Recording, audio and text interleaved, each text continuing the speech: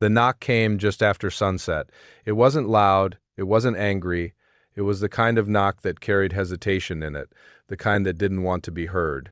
Daniel Harper was rinsing a coffee mug in his small kitchen when he heard it. He paused, listening carefully because most people in the building didn't knock gently.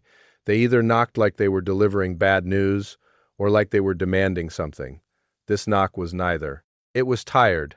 Daniel dried his hands slowly on a dish towel. The apartment was quiet except for the hum of the refrigerator and the soft murmur of evening traffic outside. He glanced at the clock above the stove, 7:42 p.m. Another knock. He walked toward the door, calm but curious. The hallway light outside filtered faintly through the frosted glass panel. For a brief second he thought it might be maintenance, or maybe someone at the wrong door. He opened it. And there she was, Emily Carter. She lived across the hall. Apartment 3B. He'd seen her dozens of times in passing, quick smiles in the hallway, polite nods. Once, a short conversation about the broken elevator. But tonight was different. She wasn't holding groceries. She wasn't in work clothes. Behind her, stacked against the hallway wall, were 3 cardboard boxes, a small black suitcase, a laundry basket filled with folded clothes. And taped to her door across the hall was a white sheet of paper, bold letters at the top. Eviction notice. Daniel's eyes lingered on it for a second too long. Emily noticed. Her jaw tightened. "I'm sorry," she said quickly.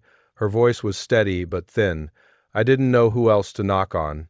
Daniel leaned slightly against his doorframe, giving her space without making her feel like she was intruding. "What happened?" he asked gently. She let out a small breath that almost turned into a laugh. "I fell behind. Just life." She swallowed. "Hours got cut. Then my car needed repairs. And then," she shrugged, as if finishing the sentence would make it worse. Daniel nodded slowly. "Life had a way of stacking things up when you were already trying to breathe." "How long do you have?" he asked. "Tonight." The word hung there, heavy. The hallway felt colder suddenly. Daniel looked past her again, at the boxes. The suitcase. The quiet hallway that suddenly felt like a waiting room. "Do you have somewhere to go?" he asked. She hesitated. That hesitation was louder than anything she could have said. "I'll figure something out," she replied too quickly. Daniel studied her face for the first time that evening. He noticed the exhaustion under her eyes, the way her shoulders were trying to stay squared, the pride still holding her upright. Emily Carter did not want to be pitied. He respected that. "I'm sorry," she added. "I just needed to borrow your phone charger. Mine's packed and I can't find it." It was such a small, practical request. Daniel felt something shift inside his chest. "Of course," he said. "Come in." She shook her head immediately. "No, that's okay. I don't want to. It's just a charger," he said softly. "You don't have to stand in the hallway." There was a pause. Then, slowly, she picked up the suitcase and carried it inside. He grabbed 2 of the boxes without asking. She didn't protest this time. The apartment felt warmer with another presence inside it. Not loud, just warmer. Daniel's place wasn't large. 1 bedroom, clean, simple furniture, a couch that had seen better years, a wooden coffee table with faint water rings. He set the boxes down carefully. Emily stood near the door, unsure where to exist in the room. "I'll get the charger," he said, disappearing briefly into the bedroom. When he came back, she was staring quietly at the bookshelf near the window, not reading titles, just looking. He handed her the charger. "Thank you," she said. She didn't plug anything in. Instead, she stood there holding it. Silence settled between them. Not uncomfortable, just fragile. Daniel leaned against the kitchen counter. "You don't have anywhere lined up, do you?" he asked. She didn't look at him this time. No. There it was, the truth, raw and unprotected. He let a few seconds pass, not rushing, not filling the air too quickly. An idea had been forming in his mind since the moment he saw the eviction notice. But it sounded reckless.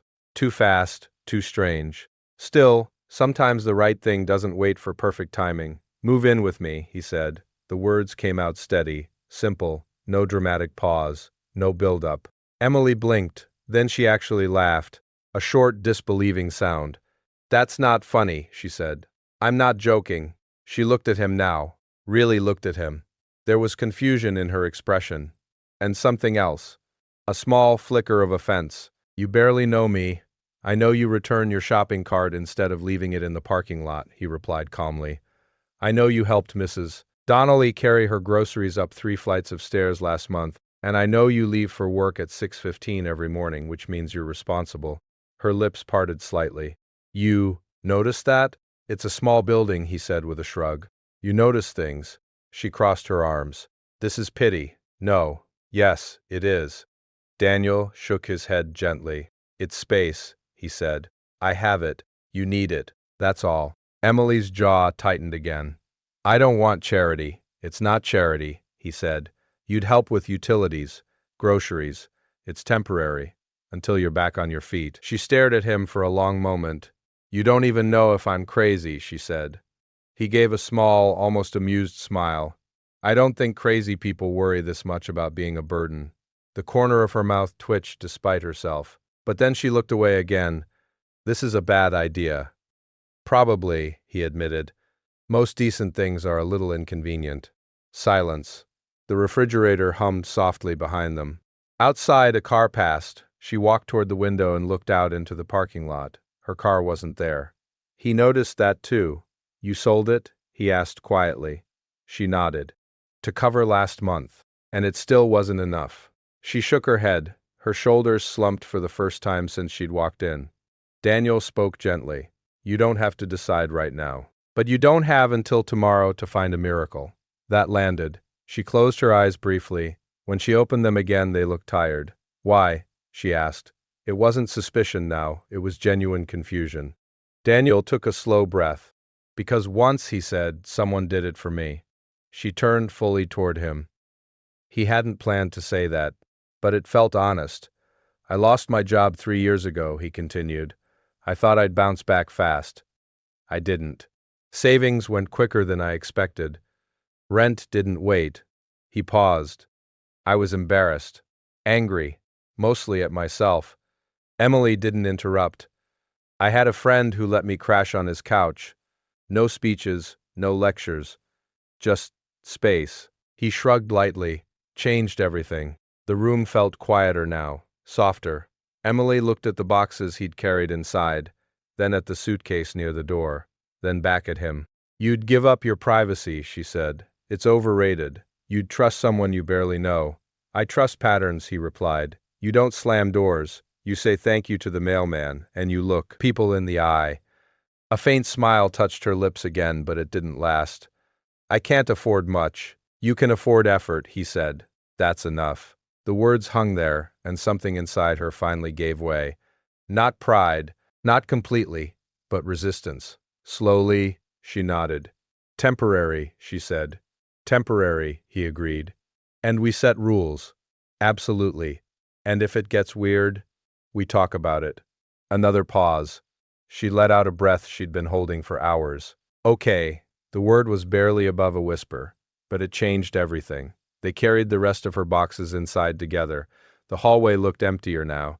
Her apartment door stood slightly open, hollow and echoing. Daniel didn't look inside. Some spaces are better left respected. They worked quietly, no dramatic music, no grand gestures, just movement, just effort. When the last box was inside his living room, Emily stood there looking around like she wasn't sure where to exist again. You can take the bedroom, Daniel said. She spun toward him immediately. No, absolutely not. It makes sense, he said. It doesn't. I sleep fine on the couch. She crossed her arms again. This is exactly what I mean. You don't have to martyr yourself. I'm not, he replied calmly. The couch pulls out. It's actually comfortable. That's not the point. He smiled gently. You think I'm trying to be noble. I'm not. I'm trying to be practical. She studied his face, searching for hidden motives. There were none. Just steady sincerity. You're serious, she murmured.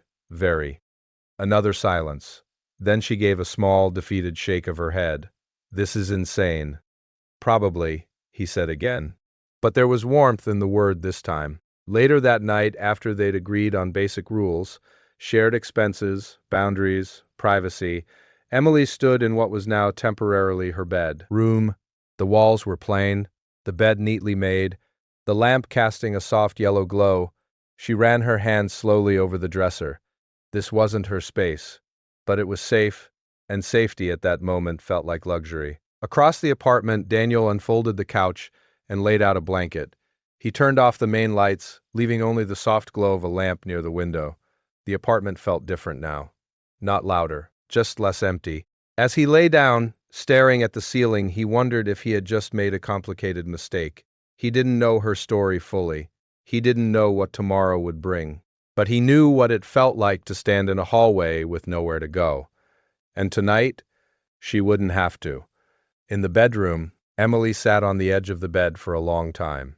She hadn't cried when she saw the eviction notice. She hadn't cried packing her things. She hadn't cried knocking on his door. But now, in the quiet safety of a borrowed room, a single tear slipped down her cheek. Not from humiliation, from relief. Outside, the building settled into night, and for the first time in days, neither of them felt completely alone.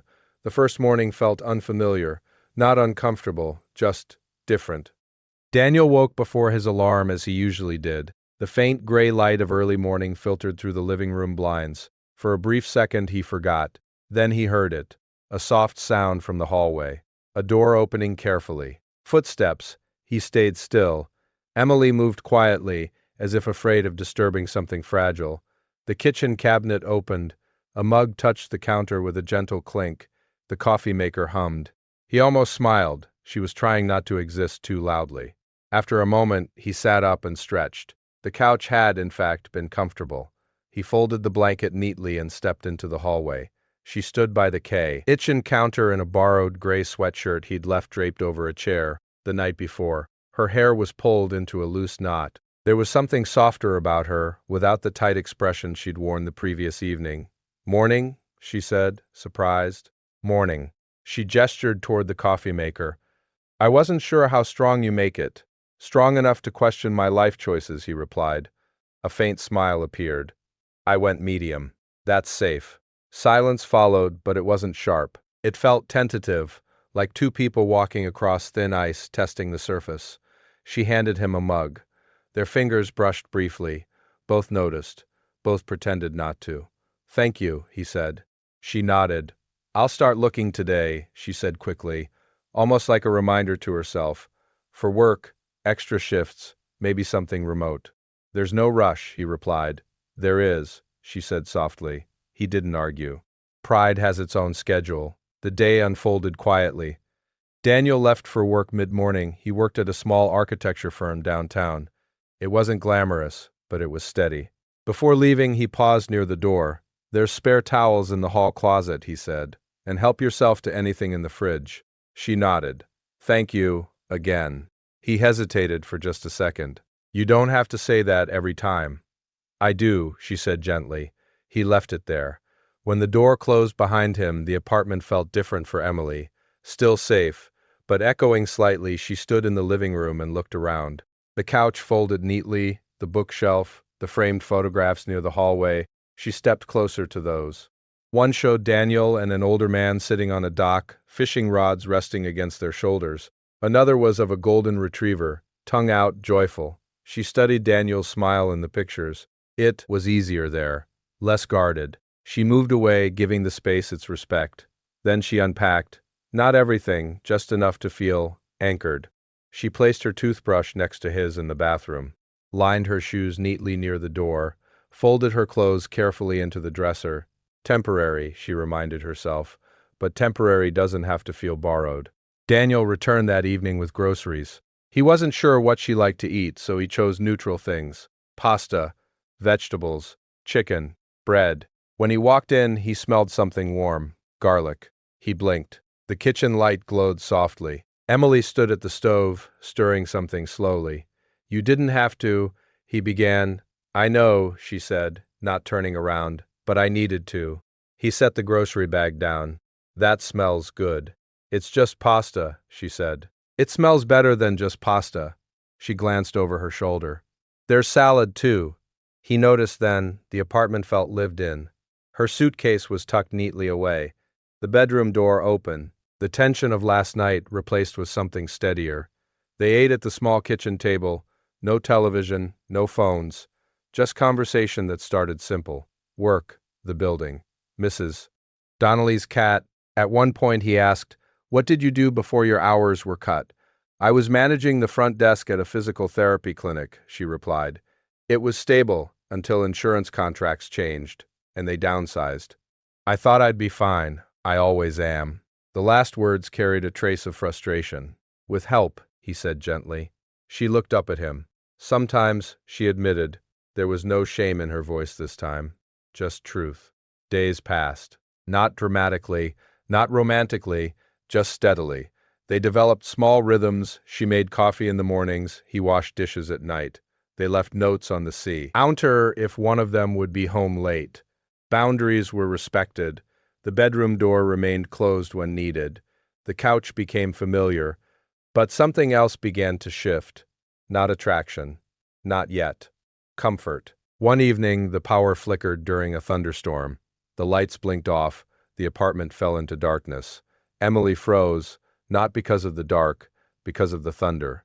It cracked loudly overhead. Too loud. Daniel found his phone flashlight and turned it on. You okay? He asked. She nodded too quickly. Another crack of thunder. Her shoulders flinched. He noticed. Storms don't bother you? She asked, trying to sound casual. Not really. She hesitated. They used to. Used to. He didn't press. They sat in the dim light together, listening to rain strike the windows. After a few minutes, she spoke again. My dad loved storms, she said quietly. Said they made the world feel clean. Daniel waited. He passed 3 years ago. The air changed. I'm sorry, he said softly. She nodded. He handled everything. Money, repairs, problems. I didn't realize how much I relied on him until he wasn't there. Thunder rolled again. Quieter now, I thought I was independent, she continued. But maybe I just always had a safety net. Daniel leaned back against the wall. There's nothing wrong with safety nets. She looked at him. I don't want to be someone who always needs one. You're not, he said. How do you know? He met her eyes steadily. Because you're here, trying. The rain softened, the power returned with a faint click, but neither of them moved right away. The moment lingered, and something invisible shifted between them. Not dramatic, just closer. A week later, Daniel came home to find her sitting on the couch, laptop open, eyes distant. Bad day? He asked. She closed the screen gently. I had an interview, and they went with someone who has more experience. He nodded slowly. That's frustrating. She laughed lightly. I'm tired of being almost enough. He set his keys down.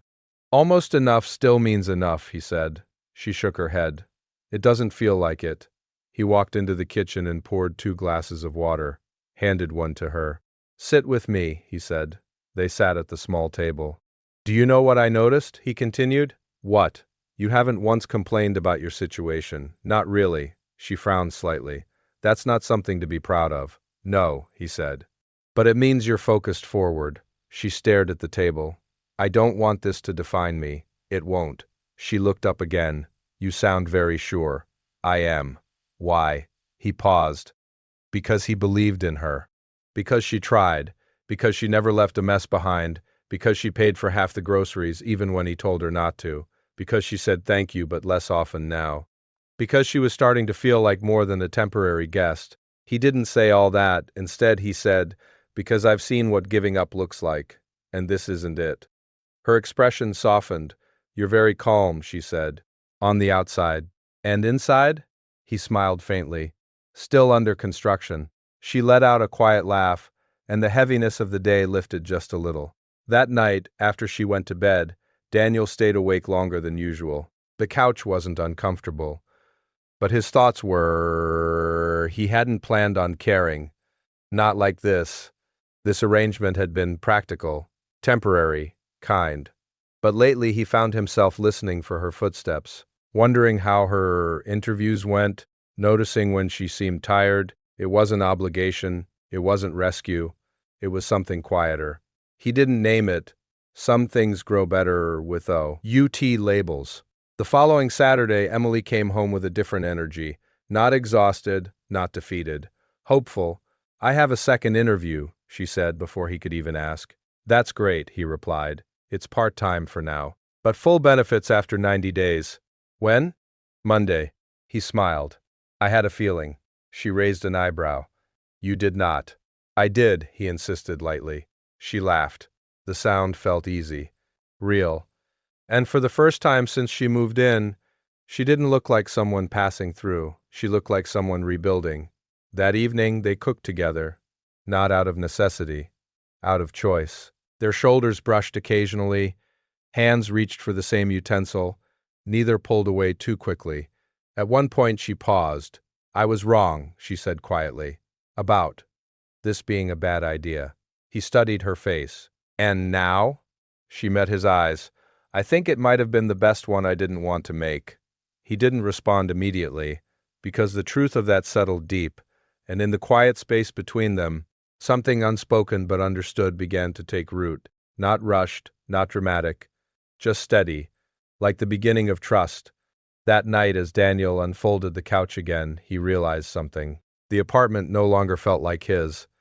It felt like theirs. Temporary, maybe, but shared. And for the first time in a long time, he didn't feel like he was living alone. In the bedroom, Emily lay awake staring at the ceiling. She had come here with boxes and pride and fear. She had expected awkwardness, maybe tension. Instead, she found steadiness, patience, a man who didn't try to fix her, just stood beside her. She turned onto her side and listened to the faint sound of him adjusting the couch. Temporary, she reminded herself again. But sometimes, temporary things change you permanently, and she wasn't sure yet what this would become. Only that she no longer felt like the girl standing in the hallway with nowhere to go, and that mattered more than she could put into words. Monday came quietly. No dramatic sunrise, no music swelling in the background, just pale morning light slipping through the blinds and the steady rhythm of a new week beginning. Emily was already awake. Daniel could tell by the sound of careful movement in the kitchen. Not nervous exactly, but alert, focused. He sat up on the couch and listened for a moment. Cabinet door. Coffee pouring. A slow inhale. Today was her second interview. He stood, folded the blanket, and stepped into the hallway. She stood at the counter in a simple navy blouse and dark slacks. Her hair was pulled back neatly. There was a quiet determination in her posture. You look ready, he said. She turned, slightly startled. Too much? She asked.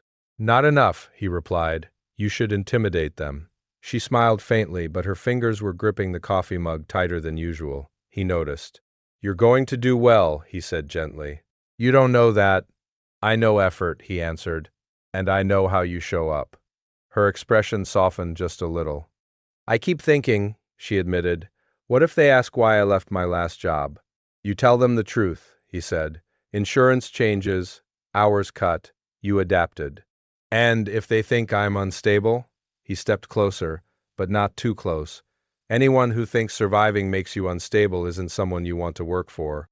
She studied him for a moment. You make things sound simple. They aren't, he said. But they don't have to be complicated either. She exhaled slowly. Okay. He grabbed his keys from the counter. I'll drive you. You don't have to. I know. There was that look again. The one where she realized he meant it. The dry drive downtown was quiet, not heavy, just focused. The city looked different in the morning light, less hurried, more possible.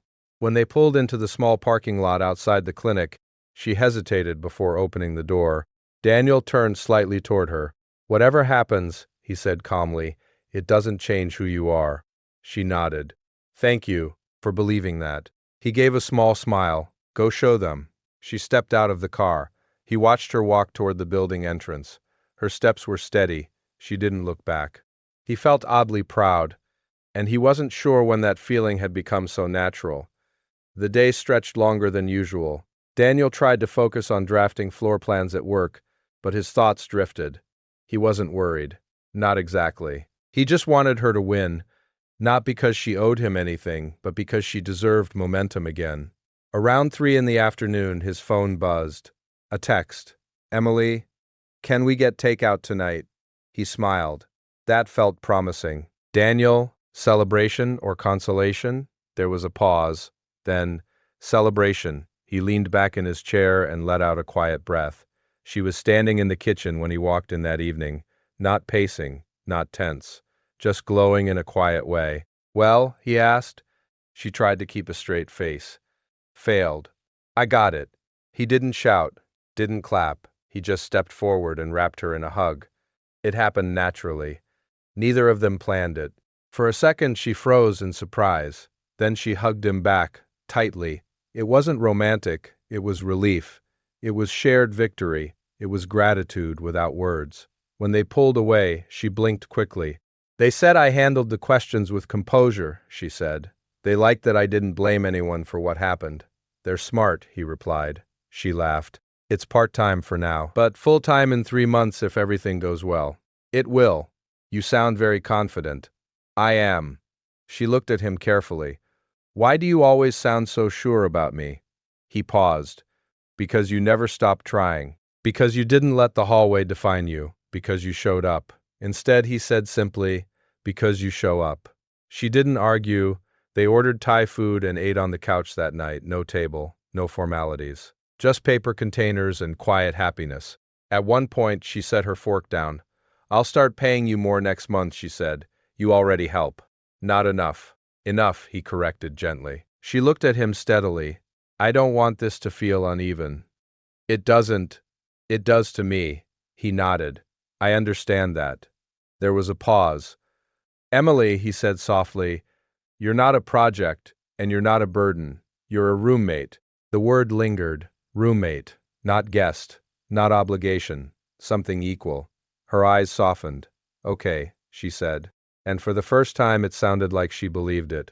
The weeks that followed brought small, steady changes. She started her new job. Her mornings became busier, structured. She came home with stories, patients who were stubborn, co-workers who talked too much, a receptionist who brought homemade cookies. Daniel listened, really listened, and she began asking about his day more too, not politely, genuinely. One evening she noticed the rolled blueprints on the dining table. You designed that? She asked. It's just a small residential remodel, he replied. She studied the lines. You make it look easy. It's not. She traced a finger just above the paper, careful not to smudge anything. You build things that didn't exist before, she said quietly. He looked at her. I guess.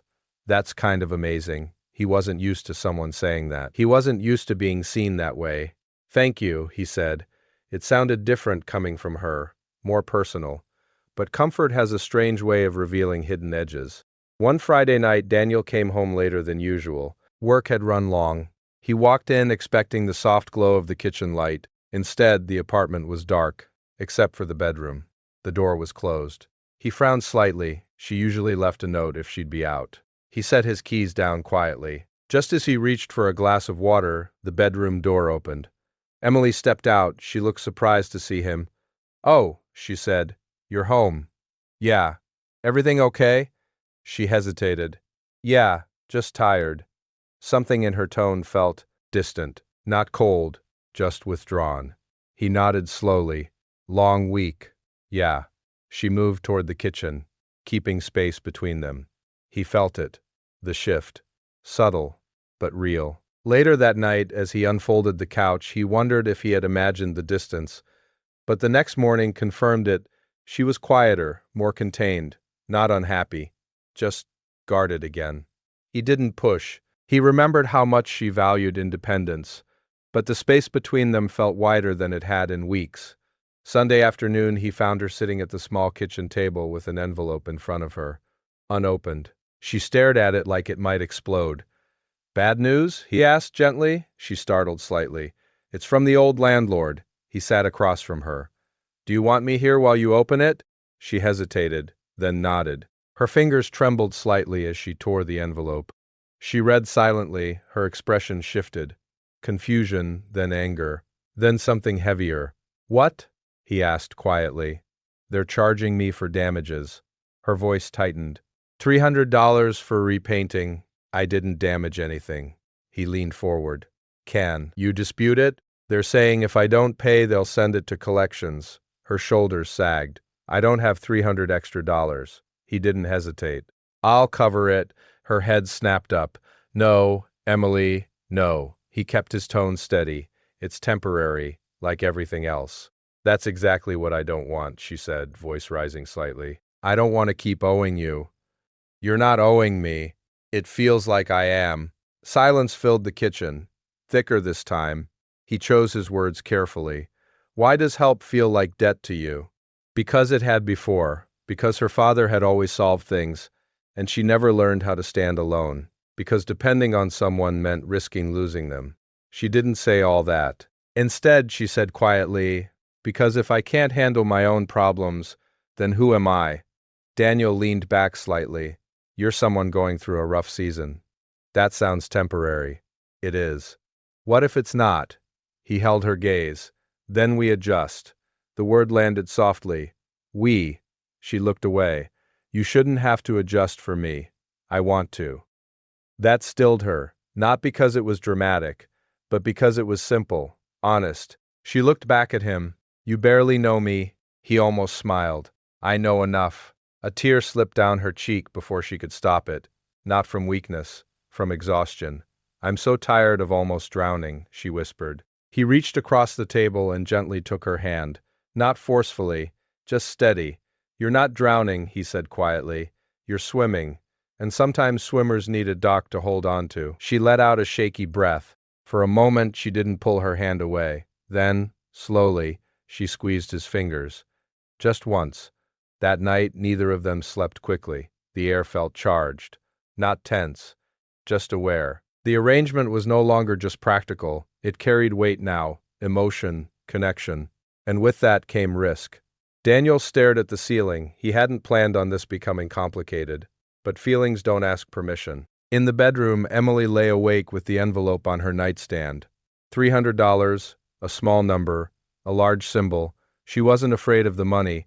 She was afraid of leaning too much, of needing too much, of wanting too much. Because wanting made things fragile, and fragile things could break. The next morning, she placed the envelope on the kitchen counter. I'll figure it out, she said. He looked at it, then at her. I know you will. She studied his face. You're not going to argue? No. Why? Because I trust you. That did something to her, something deeper than reassurance. Trust felt different than rescue. Trust meant he believed she was capable, not broken, not dependent. Capable. She nodded slowly. Okay. Later that evening, she returned home holding a small stack of papers. What's that? He asked. I picked up 2 extra weekend shifts, she said, and I'm selling some furniture from storage. He raised an eyebrow. You don't have to. I know, she interrupted gently. But I want to. He smiled. There she is. She tilted her head. Who? The woman who refuses to sink. For the first time since the envelope arrived, she smiled without hesitation, and the space between them felt close again. Not because he fixed it, not because she proved something, but because they had walked through tension and stayed. That night, as they turned off the lights, everything felt different, stronger, not louder, just more certain. Temporary still existed, but so did something else, something neither of them had named yet, and maybe that was okay. Because sometimes, the strongest connections aren't the ones declared, they're the ones built quietly, day by day, choice by choice, until one morning you wake up and realize it no longer feels temporary at all.